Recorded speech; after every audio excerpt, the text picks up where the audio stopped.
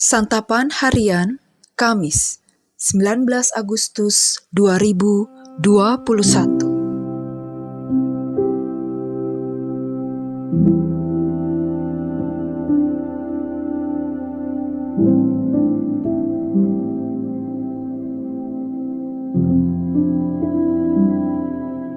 Inilah program Santapan Harian, sebuah program yang mengajak Anda menelusuri isi Alkitab, agar Anda menemukan makna firman Tuhan sesuai dengan konteksnya.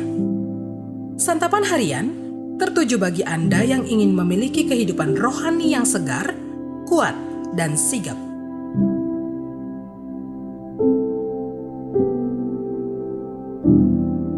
Hari ini kita akan membaca surat Yakobus pasalnya yang keempat, ayatnya yang pertama hingga ayatnya yang ke-10.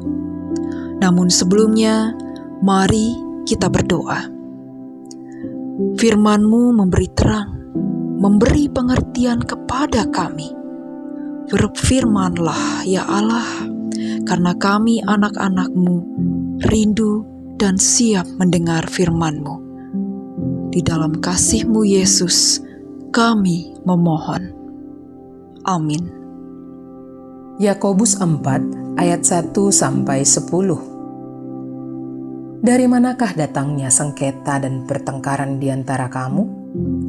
Bukankah datangnya dari hawa nafsumu yang saling berjuang di dalam tubuhmu? Kamu mengingini sesuatu, tetapi kamu tidak memperolehnya, lalu kamu membunuh. Kamu iri hati, tetapi kamu tidak mencapai tujuanmu, lalu kamu bertengkar dan kamu berkelahi. Kamu tidak memperoleh apa-apa karena kamu tidak berdoa. Atau kamu berdoa juga, tetapi kamu tidak menerima apa-apa karena kamu salah berdoa. Sebab yang kamu minta itu hendak kamu habiskan untuk memuaskan hawa nafsumu. Hai kamu orang-orang yang tidak setia, tidakkah kamu tahu bahwa persahabatan dengan dunia adalah permusuhan dengan Allah? Jadi barang siapa hendak menjadi sahabat dunia ini, ia menjadikan dirinya musuh Allah. Janganlah kamu menyangka bahwa kitab suci tanpa alasan berkata, roh yang ditempatkan Allah di dalam diri kita diingininya dengan cemburu. Tetapi kasih karunia yang dianugerahkannya kepada kita lebih besar daripada itu. Karena itu ia katakan, Allah menentang orang yang congkak, tetapi mengasihani orang yang rendah hati.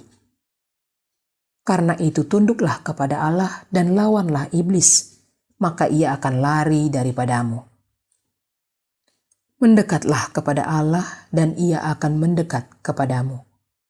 Tahirkanlah tanganmu, hai kamu orang-orang berdosa, dan sucikanlah hatimu, hai kamu yang mendua hati. Sadarilah kemalanganmu, berduka cita dan merataplah. Hendaklah tertawamu kamu ganti dengan ratap, dan sukacitamu dengan duka cita. Rendahkanlah dirimu di hadapan Tuhan, dan Ia akan meninggikan kamu.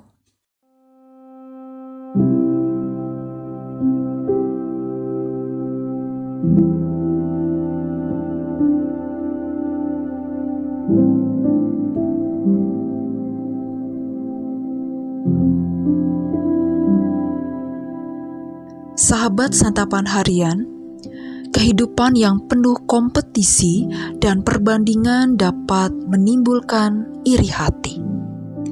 Sikap iri kerap tersembunyi dan tidak diakui meski dialami semua orang.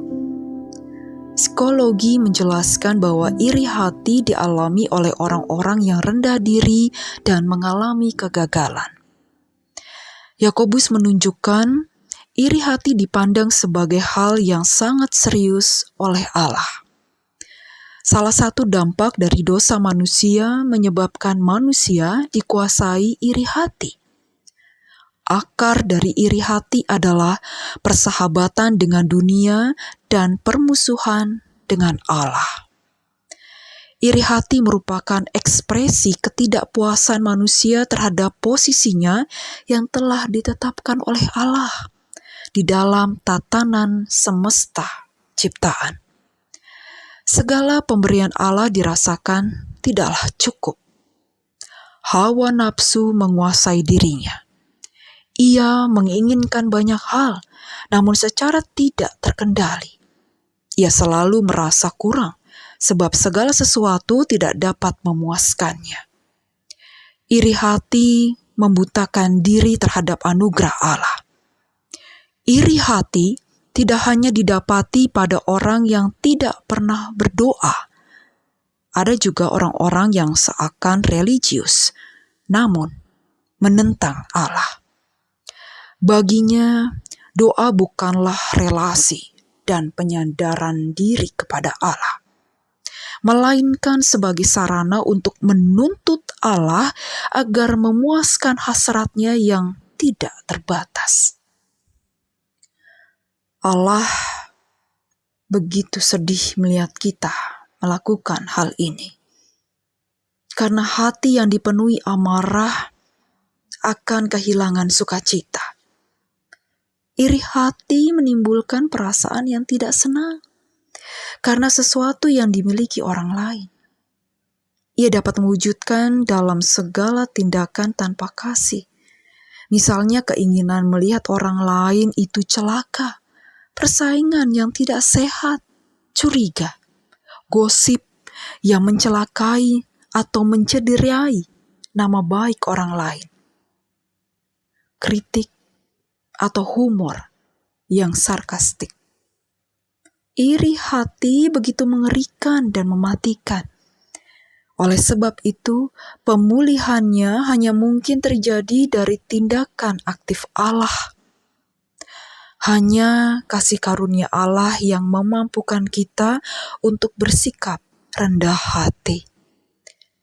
Dalam terang kasih-Nya, kita disadarkan siapa sesungguhnya Allah dan kita sebagai ciptaan. Kesadaran itu seharusnya membawa kita kepada ratapan, penyesalan, pengakuan, dan pertobatan yang tulus. Marilah kita datang kepada Bapa yang penuh dengan kasih, dengan sikap yang jujur, untuk kita mengakui bahwa diri kita ini merasa iri hati dan melakukan yang jahat. Mari kita berdoa. Bila kami merenungkan kembali dosa-dosa kami ya Tuhan, yang terus berulang kami lakukan di hadapan-Mu, rasa angkuh, iri hati, dan rasa benci kian terus menggoda kami.